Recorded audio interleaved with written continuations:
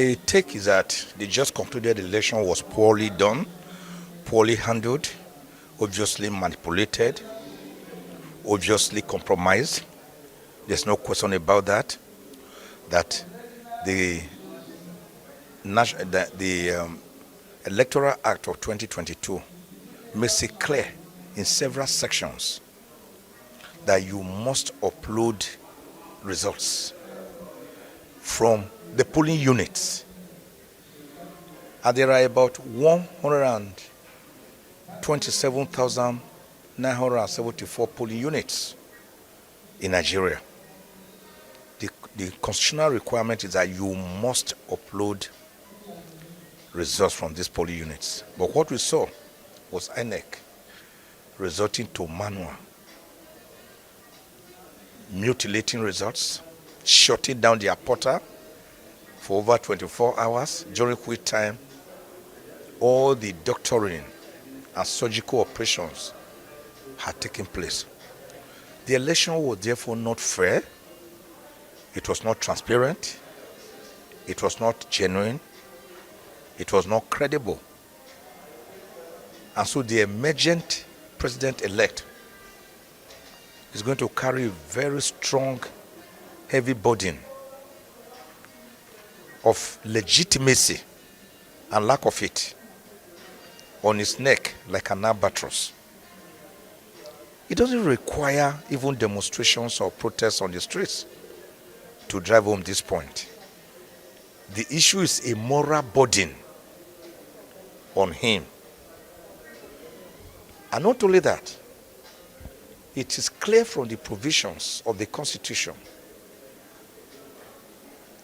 if you check sections 132 to 134,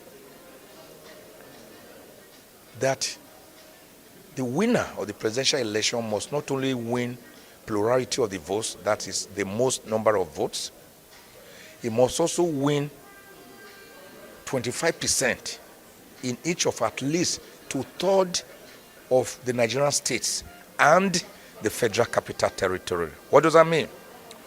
You must get 25% in 24 states and the Federal Capital Territory. Asiwaju Bola Ahmed Tinubu did not score 25% in FCT. Well, I do not know, but even if he scored in 24 without scoring 25% in FCT, he could not and he should not have been declared president-elect, as INEC wrongly did. So all these are matters that must and will be challenged at the tribunals. From INEC, nothing positive can be expected from the present INEC as it is presently constituted. Nothing. For the judiciary, my advice to it is that in deciding this case, it must look critically at the justice of the matter, not at technicalities. It must look at the wishes of the Nigerian people as expressed through the polls, not technicality. I do not want a judiciary.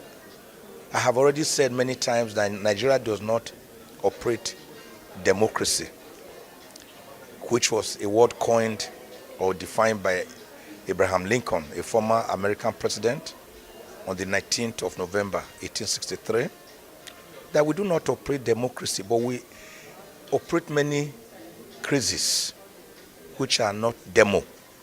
One of them, I said, is judocracy. Judocracy is a warped, corrupted form of democracy in which a president or a governor